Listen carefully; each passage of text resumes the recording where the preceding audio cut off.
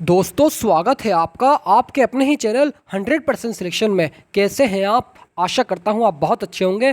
दोस्तों इस वीडियो को बिल्कुल भी स्किप मत करना, क्योंकि आज मैं आपके ही डिमांड पर बहुत ज़्यादा इंपॉर्टेंट क्वेश्चंस लेकर आ चुका हूं। अप्लाइड फिजिक्स सेकंड के 5 मार्क्स में पूछे जाते हैं और 2 मार्क्स में पूछे जाते हैं और 1 मार्क्स में पूछे जाते हैं। सारे क्वेश्चंस कंबाइंड हैं। अगर आप इन सारे क्वेश्चंस को तैयार कर लेते हैं, डेफिनेटली दोस्तों 40 नंबर के आसपास आराम से स्कोर कर जाएंगे, ये मेरी गारंटी है।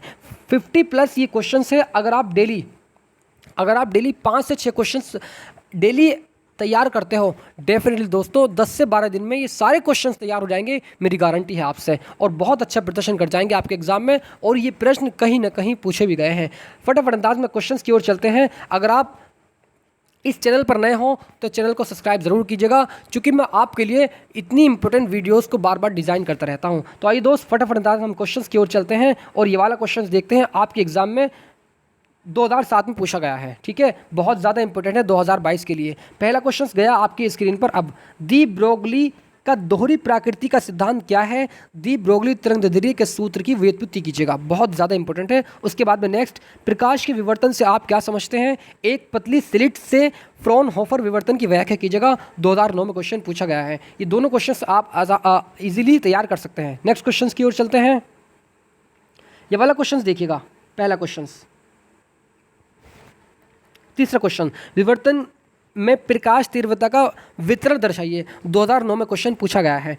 उसके बाद में परावर्तन व द्वितीय अपवर्तन द्वारा ध्रुवण किस प्रकार किया जाता है, 2010 में पूछा गया है। उसके बाद में वैतीकरण तथा विवर्तन में भेद कीजिएगा, 2003 में और 2011 में पूछा गया है। उसके बाद में यंग के द्वितीय लिस्ट प्रयोग में एक लिस्ट के सामने यदि एक पारदर्शी पट्टिका रख दी जाए तो फ्रिंजों पर क्या प्रभाव पड़ेगा, बहुत ज़्यादा इंपॉर्टेंट है 2022 के लिए, 2011 में पूछा भी गया है। उसके बाद में प्रकाश के ध्रुवण से आप क्या समझते हैं? दोस्तों ये वाले प्रश्न जो होते हैं ये 5 मार्क्स में पूछे जाते हैं, ठीक है। उसके बाद में ये वाला क्वेश्चन जो है ये 2 मार्क्स में पूछा जाएगा। प्रकाश के ध्रुवण से आप क्या समझते हैं, 2010 में और 12 में पूछा गया है। उसके बाद में आप किस प्रकार जांचेंगे कि दिया हुआ प्रकाश ध्रुवित है या नहीं, 2012 में पूछा गया है। उसके बाद में पोलराइड से आप क्या समझते हैं, ये किस प्रकार कार्य दर्शाता है, किस प्रकार कार्य करता है, ठीक है, 2012 में पूछा गया है। उसके बाद में यदि इलेक्ट्रॉन यानी इलेक्ट्रॉन का द्रव्यमान 9.1 × 10⁻³ किलोग्राम और 100 वोल्ट विभवांतर से त्वरित किया जाए तो ज्ञात कीजिए गतिज ऊर्जा व इलेक्ट्रॉन से संबंधित दी ब्रोगली तरंगदैर्ध्य, ठीक है। यानी इसमें ई का मान दिया हुआ है, इसमें एच का मान दिया हुआ है। हम जानते हैं कि hc/λ होता है, क्लियर, P = hc/λ होता है। ये वाला फॉर्मूला लगेगा इसमें, जो कि आप यहाँ पर देख रहे हैं, इसका आंसर ये आ जाएगा, ठीक है। उसके बाद में नेक्स्ट क्वेश्चन की ओर चलते हैं। ये न्यूमेरिकल है, 2 मार्क्स में पूछा जाएगा।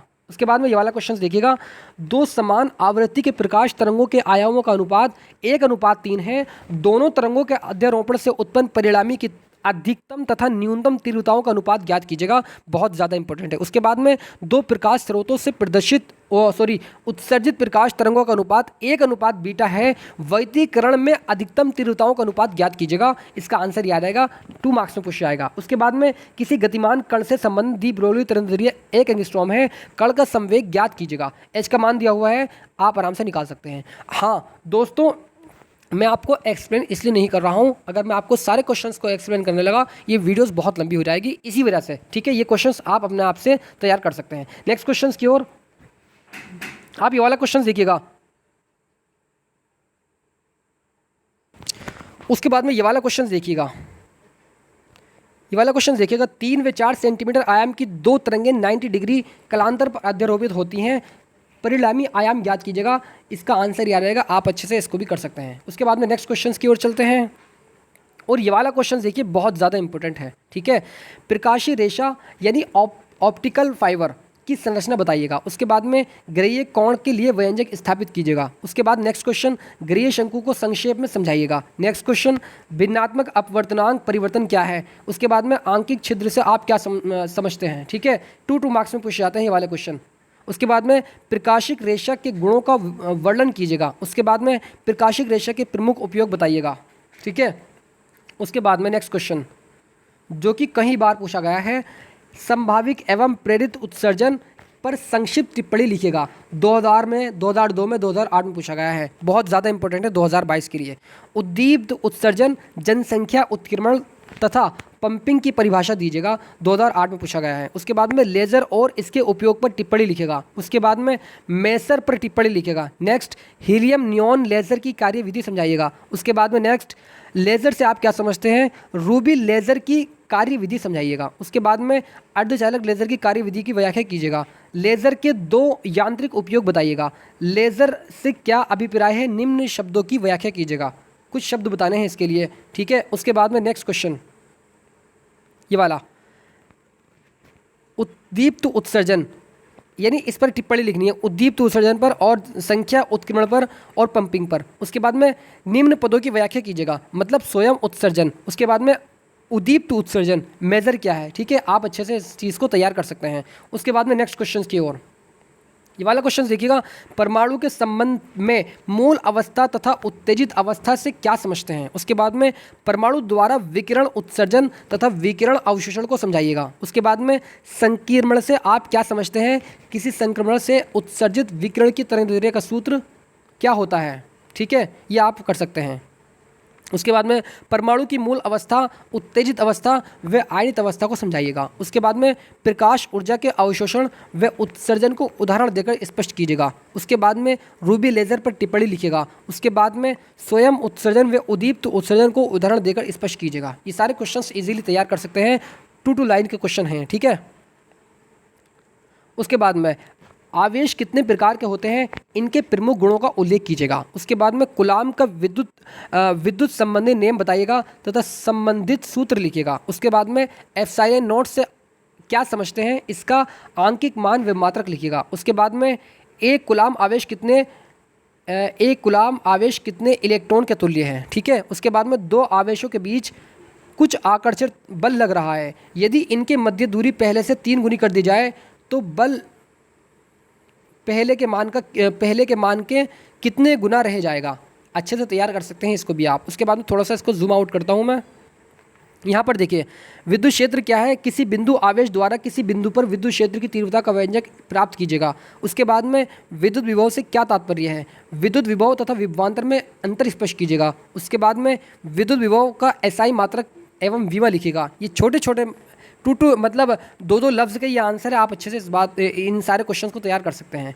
विद्युत स्थिति ऊर्जा से आप क्या समझते हैं, आवेशों Q1 व Q2 के निकाय संयोजन में कुल विद्युत स्थिति ऊर्जा कितनी होगी। उसके बाद में कौन सा बल अधिक प्रबल है, समान स्थित 2 इलेक्ट्रॉन के बीच स्थिर विद्युत बल या 1 इलेक्ट्रॉन और 1 प्रोटॉन के बीच स्थिर विद्युत बल क्या होगा, ठीक है। उसके बाद में नेक्स्ट क्वेश्चन ये वाला, क्या विद्युत क्षेत्र में 2 बल रेखाएं एक दूसरे को काट सकती हैं, सविस्तार मतलब विस्तार में समझाइएगा। उसके बाद में निम्न में से सदिश व अदिश राशियाँ छाटिएगा, यानी विद्युत फ्लक्स, विद्युत क्षेत्र, धारिता, विभव प्रवणता, इन सभी में से बताना है कि कौन सी अदिश राशि है, कौन सी सदिश राशि है, ठीक है। ये 1 लाइन का आंसर है इसका, 1 लाइन का भी नहीं, 1 लफ्ज़ का। उसके बाद में क्या 1 फेरड धारिता का संधारित्र बना पाना संभव है, क्यों नहीं है, लेकिन क्यों नहीं है ये रीज़न बताना है आपको। उसके बाद में किसी बिंदु आवेश Q के कारण किसी बिंदु पर विद्युत विभव के सूत्र की व्युत्पत्ति कीजिए, 1991 में पूछा गया है। उसके बाद में किसी समांतर प्लेट संधारित्र की धारिता का सूत्र प्राप्त कीजिएगा। उसके बाद में सिद्ध कीजिएगा कि किसी समांतर प्लेट संधारित्र की प्लेटों के मध्य पराविद्युत पदार्थ की पट्टी रख देने पर संधारित्र की धारिता बढ़ जाती है, ठीक है। उसके बाद में किसी समांतर प्लेट संधारित्र की प्लेटों के मध्य पराविद्युत पदार्थ की पट्टी रख दी जाती है, संधारित्र के विभवांतर तथा स्थितिज ऊर्जा व स्थितिज ऊर्जा पर क्या प्रभाव पड़ता है, 2009 में क्वेश्चन पूछा गया है। उसके बाद में नेक्स्ट क्वेश्चन, किसी संधारित्र के आवेश के में समय नेतांक CR की परिभाषा दीजिएगा, ठीक है, 2010 में पूछा गया है। किसी नाभिक में 2 प्रोटॉन 6 × 10⁻⁻15 मीटर की दूरी पर स्थित है, यदि E का मान 1.6 × 10⁻⁻19 कूलाम है तो उनकी पारस्परिक विद्युत स्थिति ऊर्जा की गणना कीजिएगा, ठीक है। इसका आंसर ये आएगा न्यूमेरिकल हिट, जो कि 2 मार्क्स में पूछा जाता है। उसके बाद में नेक्स्ट क्वेश्चन की ओर चलते हैं। ये वाला क्वेश्चन देखिएगा, विद्युत प्रतिरोध किसे कहते हैं, ओम के नियम की व्याख्या कीजिएगा, 5 मार्क्स में पूछा जाता है। उसके बाद में किसी पदार्थ के विशिष्ट प्रतिरोध से आप क्या समझते हैं, इसका मात्रक व विभव लिखिएगा। उसके बाद में किसी चालक का प्रतिरोध किन किन घटकों पर निर्भर करता है। उसके बाद में किसी चालक का प्रतिरोध ताप पर किस प्रकार निर्भर करता है, स्पष्ट कीजिएगा। उसके बाद में विद्युत परिपथ के लिए किरचॉफ के नियमों की व्याख्या कीजिएगा। किरचॉफ नियमों का उपयोग करते हुए व्हीटस्टोन सेतु के संतुलन के लिए प्रतिबंध व्युत्पन्न कीजिएगा। 2002 में, 2011 में, 2022 के लिए और ज़्यादा इंपॉर्टेंट है, ठीक है। उसके बाद में व्हीटस्टोन सेतु के सिद्धांत का उल्लेख कीजिएगा और इनके संतुलन के प्रतिबंध का निगमन कीजिएगा। चालकों की विद्युत चालकता पर क्या प्रभाव पड़ता है, 2008 में पूछा गया है। उसके बाद में एक विभव मापी की मूल आवश्यकताएं क्या है, 2009 में पूछा गया है। विभव मापी का सिद्धांत समझाइए। इस उपकरण द्वारा किसी सेल का आंतरिक प्रतिरोध कैसे ज्ञात करते हैं, क्लियर। उसके बाद में नेक्स्ट क्वेश्चन जो कि 2004 में पूछा गया है, विभव मापी का सिद्धांत समझाइए। इस उपकरण द्वारा किसी सेल का आंतरिक प्रतिरोध कैसे ज्ञात करते हैं, 2004 में पूछा गया है। उसके बाद में एक तार का प्रतिरोध 4 ओम है, R ओम है। यदि इसकी लंबाई m गुना बढ़ा दी गए तब नया प्रतिरोध क्या होगा, इसका आंसर याद रहेगा, 2 मार्क्स में पूछा जाएगा ये वाला क्वेश्चन भी, ठीक है। विद्युत परिपथ संबंधी किरचॉफ के नियमों का उल्लेख कीजिएगा, 2007-2010 में पूछा गया है। उसके बाद में केरी फॉस्टर सेतु यानी CF ब्रिज का सिद्धांत समझाइएगा। मीटेड सेतु से ये किस प्रकार अधिक श्रेष्ठ है, 2003-7-12 में पूछा गया है, 2022 के लिए और ज़्यादा इंपॉर्टेंट है। नेक्स्ट क्वेश्चन की ओर बात अगर मैं करूं तो यहाँ पर चुंबक से आप क्या समझते हैं, पृथ्वी चुंबकीय, अनुचुंबकीय तथा लोहे चुंबकीय पदार्थों से आप क्या समझते हैं, 1994 में पूछा गया है। फेराइटस क्या है, ये कितने प्रकार के होते हैं। उसके बाद में पृथ्वी चुंबकीय, अनुचुंबकीय तथा लोहे चुंबकीय पदार्थों में अंतर बताइएगा। उसके बाद में चुंबकत्व का परमाणविक मॉडल क्या है, 1996 में पूछा गया है। उसके बाद में चुंबकत्व के परमाणविक मॉडल सिद्धांत के आधार पर अनुचुंबकीय, पृथ्वी चुंबकीय तथा लोहे चुंबकीय पदार्थों में अंतर स्पष्ट कीजिएगा, ठीक है। उसके बाद में नेक्स्ट क्वेश्चन की ओर चलते हैं। दोस्तों ये बहुत ज़्यादा इंपॉर्टेंट है, डेली आप 5 से 6 क्वेश्चन डेली तैयार कीजिएगा, ठीक है। उसके बाद में चालक, कुचालक व अर्धचालक में ऊर्जा स्तर के आधार पर भेद बताइएगा, 2007-8-9 में पूछा गया है। निज अर्धचालक व बाह्य अर्धचालक में अंतर स्पष्ट कीजिएगा। P टाइप और N टाइप अर्धचालक से आप क्या समझते हैं, अर्धचालक पर ताप के प्रभाव की विवेचना कीजिएगा। डोपिंग का अर्थ क्या है, तात्पर्य क्या है, ये अलग क्वेश्चन है, ये वाला अलग क्वेश्चन है, इस बात को आप याद रखेंगे, ठीक है। तो दोस्तों ये सारे क्वेश्चंस बहुत ज़्यादा इंपॉर्टेंट है। अगर मैं इन वाले क्वेश्चंस की बात करूं तो PN संधि डायोड क्या है, इससे अवक्षय परत के बनने का वर्णन कीजिएगा। उसके बाद में PN संधि डायोड पर अग्र अभिनति तथा उत्क्रमण अभिनति पर टिप्पणी लिखिएगा। उसके बाद में PN संधि डायोड का धारा तथा विभव के मध्य ग्राफ खींचेगा, 2004 में 6 में पूछा गया है। PN संधि पर विभव प्राचीर किस प्रकार बनता है, 2012 में पूछा गया है। उसके बाद ट्रांजिस्टर क्या है, आधार, उत्सर्जक व संग्राहक धारा के से आप क्या समझते हैं, इससे क्या संबंध है, इसमें क्या संबंध है, ठीक है। उसके बाद में PNP तथा NPN ट्रांजिस्टर का वर्णन कीजिएगा तथा आवश्यक चित्रों की सहायता से कार्यविधि समझाइएगा। उसके बाद में PNP ट्रांजिस्टर का वर्णन कीजिएगा, इसका परिपथ खींचकर अभिलक्षणिक वक्र प्रदर्शित कीजिएगा, 2007 में पूछा गया है। उसके बाद में उभयनिष्ठ उत्सर्जक NPN ट्रांजिस्टर का परिपथ बनाते हुए धारा लब्धि का सूत्र प्राप्त कीजिएगा, 5 मार्क्स से पूछा जाता है। उसके बाद में ट्रांजिस्टर के लिए अल्फा तथा बीटा के मध्य संबंध स्थापित कीजिएगा, 5 मार्क्स से पूछा जाता है, ठीक है। उसके बाद में ये वाला क्वेश्चन LED जिसको हम कहते हैं लाइट इमिटिंग डायोड का सचित्र वर्णन कीजिएगा तथा उपयोग भी बताइएगा। इसका 2009 में क्वेश्चन पूछा गया है। दोस्तों ये सारे क्वेश्चंस बहुत ज़्यादा इंपॉर्टेंट है। आई होप दोस्तों ये पूरी वीडियो आपको बहुत अच्छी लगेगी। अगर आप डेली 5 से 6 क्वेश्चन तैयार करते हैं दोस्तों, ये सारे क्वेश्चंस ईजिली तैयार हो जाएंगे। बहुत इंपॉर्टेंट क्वेश्चंस बताए हैं आपको मैंने। अगर ये वीडियो आपको अच्छी लगी हो तो इस वीडियो को लाइक ज़रूर कीजिएगा और शेयर भी ज़रूर कीजिएगा, और चैनल पर अगर नए हो तो सब्सक्राइब ज़रूर कीजिएगा, क्योंकि मैं आपके लिए बहुत ज़्यादा इंपॉर्टेंट वीडियोस को इसी तरह डिज़ाइन करता रहता हूँ। तो दोस्तों मिलते हैं फिर नेक्स्ट वीडियोस में, तब तक के लिए बने रहिएगा। God bless you students, love you and take care.